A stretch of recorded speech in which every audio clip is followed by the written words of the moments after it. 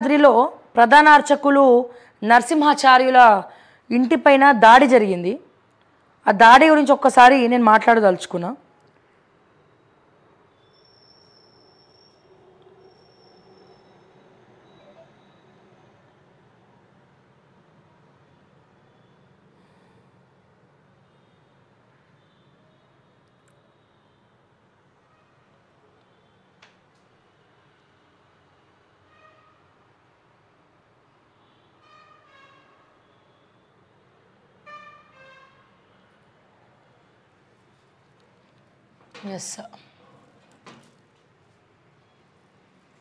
ఎంత దారుణం అంటే యాదాద్రి ప్రధాన అర్చకులు నల్లంతిగల్ నరసింహాచార్యుల వారు హయగ్రీవ స్వామి టెంపుల్ కట్టడం జరిగింది. అక్కడ ఆయన పట్టానే అది అన్ని రకాల డాక్యుమెంట్స్ ఉన్నాయి. అండ్ హైకోర్టు స్టే ఇచ్చిన తర్వాత కూడా ఆయన లేని సమయం చూసి వాళ్ళ ఇంట్లో ఉన్నటువంటి వాళ్ళ భార్య, పిల్లలు అండ్ మనవరాలు ఎవరైతే ఉన్నారో వాళ్ళందరిపైన కూడా రాళ్ళ వర్షం కురిపించడం జరిగింది. నిజంగా చాలా బాధాకరం.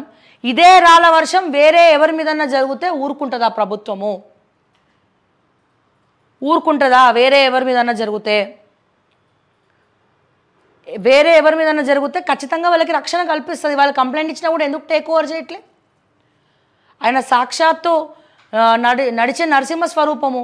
నల్లంతిగల్ గురించి ఎవరిని అడిగినా చెప్తారు అక్కడ యాదాద్రిలో. నాట్ ఓన్లీ యాదాద్రి, ఎవరిని అడిగినా చెప్తారు, ఎక్కడ అడిగినా చెప్తా ఉంటారు. ఒకసారి వివరాల్లోకి వెళ్ళి చూద్దాము. యాదాద్రి ప్రధాన అర్చకుల నివాసంపై దాడి. నేను ధర్మ ప్రణీత్ లక్ష్మీ నరసింహాచార్యులు ఫణీంద్ర వాళ్ళు ఇచ్చినటువంటి కంప్లైంట్ భువనగిరి జిల్లా print media and electronic media. So వారికి విషయం తెలియజేయమని ఏమనగా ఈరోజు అనగా 16/6/2024 రోజున ఉదయం 11 గంటల నుండి 1 గంట లోపు యాదాద్రి ప్రధాన అర్చకులు లక్ష్మీ నరసింహాచార్యుల నివసిస్తున్న ఇంటిపై వారు లేని సమయంలో యాదగిరిపల్లికి చెందిన అల్లరి మూకలు ప్రధాన అర్చకుల భార్యని, వారి కుమారులను, వారి భార్యలను, వారి పసిపిల్లలపై రాళ్లతో దాడి చేసినారు. కొంతకాలంగా హయగ్రీవ ధ్యాన మందిరం వెనకాల గల భూమిపై వివాదం నడుస్తున్నందున విషయం తెలిసిందే. ఆ భూమిపై పూర్తి హక్కులు పట్టాదారులమైన మేము ఆలేరు న్యాయస్థానం ఆశ్రయించగా ఆడ్ ఇంటరిమ్ ఉత్తర్వులను 6/6/2024 రోజున కోర్టు ఇవ్వడం జరిగింది, స్టే ఇవ్వడం జరిగింది. ఆ భూమి ఖచ్చితంగా వీలదే, టెంపుల్కి చెందినటువంటి భూమియే అని చెప్పి కోర్టు కూడా స్టే ఇవ్వడం జరిగింది. స్టే ఇచ్చిన తర్వాత కూడా అది ఓర్చుకోలేనటువంటి అల్లరి మూకలు ఆయన పైన దాడి చేయడం జరిగింది. సో చాలా బాధాకరం ఇదంతా కూడా. భయభ్రాంతులకు చూడండి, రెచ్చిపోయి రాళ్లతో ప్రధాన అర్చకుల కుటుంబంపై దాడి చేసి భయభ్రాంతులను సృష్టించి కోర్టు ఉత్తర్వులను తెలుపుతూ రాసి ఉన్న బోర్డును కూడా తొలగించారు.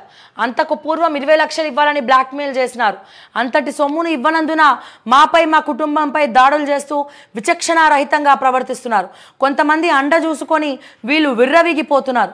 గతంలో ఇటువంటి సంఘటనలు ఎన్నో జరిగాయి. చాలాసార్లు సామరస్యముగా పరిష్కారం చేద్దామని ప్రయత్నించినప్పటికీ వినకుండా కక్షలను పెంచుకొని ఇటువంటి అరాచక చర్యలకు పాల్పడుతున్నారు. మాకు వీరి నుండి ప్రాణహాని ఉన్నది. ఈ విషయాన్ని అత్యున్నత స్థాయికి తీసుకెళ్ళి మాకు రక్షణను, న్యాయాన్ని చేయగలగరని చెప్పి పత్రికాముఖంగా అందరినీ మనవి చేయుచున్నామని చెప్పి కోర్టు స్టే ఆర్డర్. సో ఇవన్నీ కూడా వాళ్ళు పెట్టడం జరిగింది.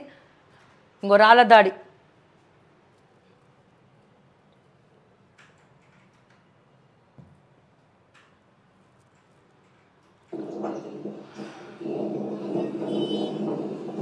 సో ఇది టెంపుల్, ఇది హయగ్రీవ స్వామి టెంపుల్.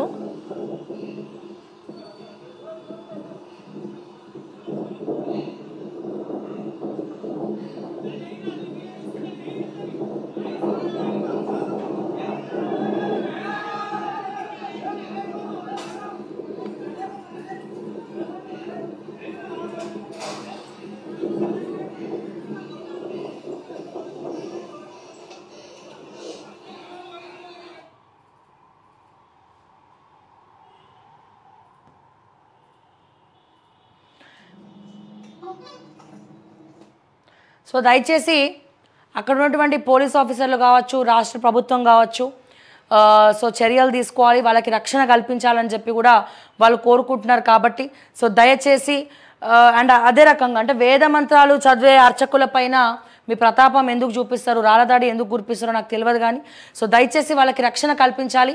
ఎందుకంటే హైకోర్టు కూడా తీర్పిచ్చింది. బట్ దానికి విరుద్ధంగా వీళ్ళు 10 లక్షలు 20 లక్షలు ఇమ్మని చెప్పి బ్లాక్మెయిల్ చేస్తూ ఉన్నారు. సో వాళ్ళు ఇచ్చుకునేటువంటి పరిస్థితిలో మరి రాళ్ళదాడి కూడా కురిపించినట్టు కూడా తెలుస్తూ ఉంది. సో దయచేసి ప్రభుత్వం కూడా మరి చర్యలు తీసుకోవాలి, దీని గురించి ఒకసారి ఆలోచించాలని చెప్పి కూడా ఈ విషయాన్ని మీ దృష్టికి తీసుకొస్తా ఉన్నాము. సో దయచేసి వాళ్ళకి ఆ కుటుంబానికి రక్షణ కల్పించడం చెప్పి మరొకసారి మీకు రిక్వెస్ట్ చేస్తూ ఉన్నాం. అండ్ అదే రకంగా ఎన్నో విషయాలు మనం మాట్లాడుకుంటూనే ఉన్నాం. ఎప్పుడు కూడా ప్రజా సమస్యలే ప్రధాన ఎజెండాగా ఓకే టీవీ ముందరికెళ్తా ఉంది. సో అలాగే మీ సపోర్ట్ మరింత మాకు కావాలి కాబట్టి సో దయచేసి మా ఛానల్ని సబ్స్క్రైబ్ చేయండి, లైక్ చేయండి, షేర్ చేయండి. అండ్ అదే రకంగా ఫేస్బుక్లో కూడా అఫీషియల్ ఫేస్బుక్లో కూడా ఫాలో అవ్వండి అని చెప్పి మరొకసారి రిక్వెస్ట్ చేస్తూ మరిన్ని అప్డేట్స్ కోసం చూస్తూనే ఉండండి ఓకే టీవీ. అంటిల్ దెన్ నేను మీ శ్రావ్య. జై తెలంగాణ, జై హింద్.